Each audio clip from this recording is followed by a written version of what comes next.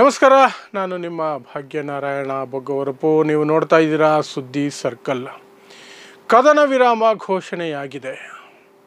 ಭಾರತ ಮತ್ತು ಪಾಕಿಸ್ತಾನದ ನಡುವೆ ಕಳೆದ 4 ದಿನಗಳಿಂದ ನಡೀತಾ ಇದ್ದಂತಹ ದೊಡ್ಡ ಮಟ್ಟದ ಘರ್ಷಣೆ ಏನಿತ್ತು, ರಾತ್ರಿ ಆದರೆ ಸಾಕು ಪಾಕಿಸ್ತಾನ ಒಂದರ ನಂತರ ಒಂದು ಮಿಸೈಲ್ಗಳನ್ನು ಅಥವಾ ಡ್ರೋನ್ಗಳನ್ನು ಬಳಸ್ಕೊಂಡು ಅಟ್ಯಾಕ್ ಮಾಡ್ತಿತ್ತು. ಭಾರತದ ಸಾಕಷ್ಟು ನಗರಗಳ ಮೇಲೆ ಅದು ದಾಳಿ ಮಾಡುವ ಪ್ರಯತ್ನ ಮಾಡ್ತು. ದೆಹಲಿಯನ್ನು ಸಹ ಗುರಿ ಮಾಡಿಕೊಂಡು ಒಂದಷ್ಟು ದಾಳಿಯನ್ನು ನಡೆಸ್ತಾ ಇತ್ತು. ಅದೆಲ್ಲವನ್ನು ಸಹ ಭಾರತದ ಆ್ಯಂಟಿ ಮಿಸೈಲ್ ಸಿಸ್ಟಮ್ S-400 ಮತ್ತು ವಿಕ್ರಮ್ ಅನ್ನುವಂತಹ 2 ಸಿಸ್ಟಮ್ಗಳೇನಿದ್ದಾವೆ ಅವು ತಡೆದು ನಿಲ್ಲಿಸ್ತಾ ಇದ್ವು. ಅಲ್ಲಿಯವರೆಗೆ ಆಗ್ತಿತ್ತು. ಅದು ಇನ್ನೇನು ಯುದ್ಧದ ಭೀತಿಯ ಕಡೆ ಹೋಗ್ತಿರ್ಬೇಕಾದ್ರೆ ಇವತ್ತು ಸಂಜೆ ಯುದ್ಧ ವಿರಾಮ ಘೋಷಣೆಯಾಯಿತು.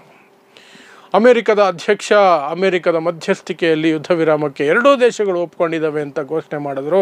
ಭಾರತದಲ್ಲಿಯೂ ಸಹ ಎಸ್ ಜೈಶಂಕರ್ ಹೌದು ಯುದ್ಧ ವಿರಾಮ ಆಗಿದೆ ಅಂತ ಕನ್ಫರ್ಮ್ ಮಾಡಿದ್ರು. ಪಾಕಿಸ್ತಾನದಲ್ಲಿ ಅಲ್ಲಿರುವಂತಹ ಡೆಪ್ಯೂಟಿ ಪ್ರೈಮ್ ಮಿನಿಸ್ಟರ್ ಮತ್ತು ಫಾರಿನ್ ಮಿನಿಸ್ಟರ್ ಅದನ್ನು ಕನ್ಫರ್ಮ್ ಮಾಡಿದ್ರು. ಅದು ಯುದ್ಧ ವಿರಾಮ ಅಂತ ಆಯಿತು. ಈಗ ಬಂದಿರೋ ಪ್ರಶ್ನೆ, ಈ ಯುದ್ಧ ವಿರಾಮವನ್ನು ಬೇಕು ಅಂತ ಬಯಸಿದ್ದು ಯಾರು, ಭಾರತನ ಪಾಕಿಸ್ತಾನನ? ಸ್ಪಷ್ಟವಾಗಿ ಪಾಕಿಸ್ತಾನವೇ ಬಯಸಿರೋದು. ಕೇವಲ ಬಯಸಿಲ್ಲ, ಅಮೇರಿಕಾಗೆ ಅಂಗಲಾಚಿದೆ, ಬೇಡ್ಕೊಂಡಿದೆ. ಆ ಬಗ್ಗೆ ನಿನ್ನೆ ಒಂದು ವಿಡಿಯೋವನ್ನು ಮಾಡಿದ್ದೆ ನಾನು. ಯಾವ ರೀತಿ ಪಾಕಿಸ್ತಾನ ಯಾವ ಧೈರ್ಯದ ಮೇಲೆ ಈ ಸಣ್ಣ ಪುಟ್ಟ ದಾಳಿಗಳನ್ನು ಮಾಡ್ತಾ ಇದೆ.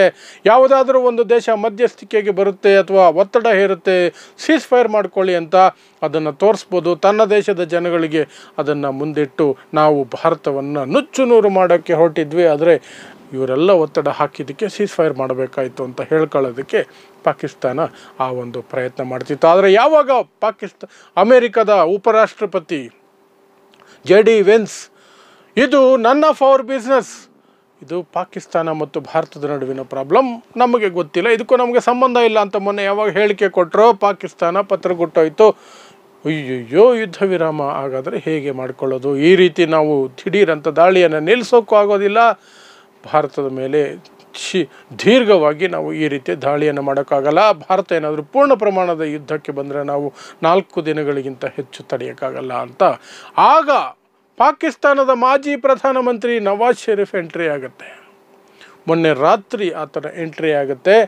ಅವರ ಎಂಟ್ರಿ ಆದ ತಕ್ಷಣವೇ ಶಹಬಾಜ್ ಶರೀಫ್ ಜೊತೆ ಮಾತುಕತೆ ಆಗುತ್ತೆ.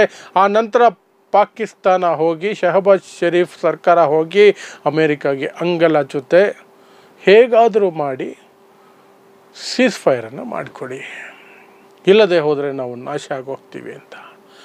ಇದು ಅಸೀಂ ಮುನೀರ್ ಪಾಕಿಸ್ತಾನದ ಆರ್ಮಿ ಜನರಲ್ಗೆ ಇಷ್ಟ ಇಲ್ಲ ಪರಿಪೂರ್ಣವಾಗಿ. ಯಾಕೆಂದರೆ ಅಸೀಂ ಮುನೀರ್ ಇನ್ನೊಂದಷ್ಟು ರೋಷಾವೇಶ ತೋರಿಸಿ ತಾನು ಬದುಕಿದ್ದೀನಿ ಅಂತ ತೋರಿಸ್ಬೇಕು ಅಲ್ಲಿನ ಜನರಿಗೆ. ಪ್ಲಸ್ ಸರ್ಕಾರಕ್ಕೆ ಹೇಳಬೇಕಾಗಿತ್ತು, ನೀವು ಹೇಳದಂಗೆ ನಾನು ಕೇಳಲ್ಲ, ನಾನು ಬಯಸದಂಗೆ ನಡೀಬೇಕು ಅನ್ನುವಂಥದ್ದು. ಇದು ಪಾಕಿಸ್ತಾನದಲ್ಲಿ ಮೊದಲಿಂದಲೂ ಇರುವಂತಹ ಸಂಘರ್ಷ. ಆಯ್ಕೆಯಾದ ಸರ್ಕಾರವೇ ಆಗಿರ್ಬೋದು, ಯಾವುದೇ ಸರ್ಕಾರ ಆಗಿರ್ಬೋದು, ಪ್ಲಸ್ ಈ ಆರ್ಮಿ ಏನಿದೆ ಅದರ ನಡುವೆ ಯಾವತ್ತೂ ಹೊಂದಾಣಿಕೆ ಇಲ್ಲ, ಯಾವತ್ತೂ ಕಚ್ಚಾಟ ಇರುತ್ತೆ. ಪ್ಲಸ್ ಆರ್ಮಿ ಯಾವತ್ತೂ ಸಹ ಸರ್ಕಾರವನ್ನು ಯಾವುದೇ ಕ್ಷಣದಲ್ಲಿ ಕಿತ್ತು ಬಿಸಾಕುವಂತಹ ಶಕ್ತಿಯನ್ನು ಹೊಂದಿರುತ್ತೆ. ಆರ್ಮಿ ಹೇಳಿದ್ದೇ ಫೈನಲ್, ಸರ್ಕಾರ ನಾಮಕೆ ವಾಸ್ತೆ ಅಷ್ಟೇ.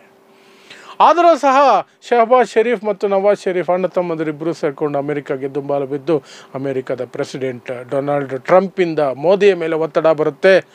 ಮೋದಿ ಇಂದಿರಾ ಗಾಂಧಿ ಅಲ್ವಲ್ಲ, 1971ನಲ್ಲಿ ಇದೇ ರೀತಿ ಒತ್ತಡ ಬಂದಿತ್ತು. ಇಂದಿರಾ ಗಾಂಧಿ ಆವತ್ತು ದೇಶದ ಪ್ರಧಾನಿಯಾಗಿದ್ದರು. ಅಮೆರಿಕದ ಅಧ್ಯಕ್ಷ ನಿಕ್ಸನ್ ಇದರ ಮೇಲೆ ಒತ್ತಡ ಹಾಕಿದ್ರು, ಆದರೆ ಇಂದಿರಾ ಗಾಂಧಿ ಒಪ್ಪಲಿಲ್ಲ. ನನ್ನ ದೇಶದ ಹಿತಾಸಕ್ತಿಗೆ ಏನು ಸರಿನೋ ಅದನ್ನೇ ಮಾಡ್ತೀನಿ, ಮಧ್ಯಸ್ಥಿಕೆಗೆ ಅವಕಾಶನೇ ಇಲ್ಲ ಅಂದರು. ಅವತ್ತು ಪಾಕಿಸ್ತಾನವನ್ನು ಛಿದ್ರ ಮಾಡಿ ಬಾಂಗ್ಲಾದೇಶದ ಹುಟ್ಟಿಗೆ ಕಾರಣ ಆದರು. ಆದರೆ ಮೋದಿಯವರಿಗೆ ಅದು ಸಾಧ್ಯ ಆಗಲಿಲ್ಲ. ಟ್ರಂಪ್ ಒತ್ತಡಕ್ಕೆ ಮಣಿಬೇಕಾಯಿತು, ಯುದ್ಧ ವಿರಾಮಕ್ಕೆ ಒಪ್ಕೊಳ್ಬೇಕಾಯಿತು. ಹೀಗಾಗಿ ಯುದ್ಧ ವಿರಾಮ ಘೋಷಣೆ ಆಯಿತು. ಯುದ್ಧ ವಿರಾಮಕ್ಕೆ ಭಾರತ ಮುಂದಾಗಲಿಲ್ಲ, ಆದರೆ ಭಾರತ ಒಪ್ಕೊಳ್ಬೇಕಾಯಿತು. ಸೊ ಇದಿಷ್ಟು ಈಗ ಬರ್ತಿರುವಂತಹ ಸುದ್ದಿ ಅಥವಾ ನನಗೆ ಸಿಕ್ಕಿರುವಂತಹ ಮಾಹಿತಿ ಮತ್ತು ವಿಶ್ಲೇಷಣೆ. ಏನು ಅಂದರೆ ಯುದ್ಧ ವಿರಾಮವನ್ನು ಅಂಗಲಾಚಿದ್ದು ಪಾಕಿಸ್ತಾನ, ಬಯಸಿದ್ದು ಪಾಕಿಸ್ತಾನ. ಯಾಕೆಂದರೆ ಪಾಕಿಸ್ತಾನಕ್ಕೆ ದೀರ್ಘ ಸಮಯದ ಯುದ್ಧ ಮಾಡುವ ಶಕ್ತಿ ಇಲ್ಲ. ಯಾರಾದರೂ ಒಬ್ಬರು ಈ ರೀತಿ ಒತ್ತಡ ಹಾಕಿದ್ದನ್ನೇ ನೆಪ ಮಾಡಿಕೊಂಡು ನಿಲ್ಲಿಸೋಣ ಅಂತ ಕಾಯ್ತಿತ್ತು. ಅದು ಅಮೇರಿಕಾಗೆ ದುಂಬಾಲು ಬಿದ್ದು ಇವತ್ತು ಅದನ್ನು ಸಾಧಿಸ್ಕೊಂಡಿದೆ.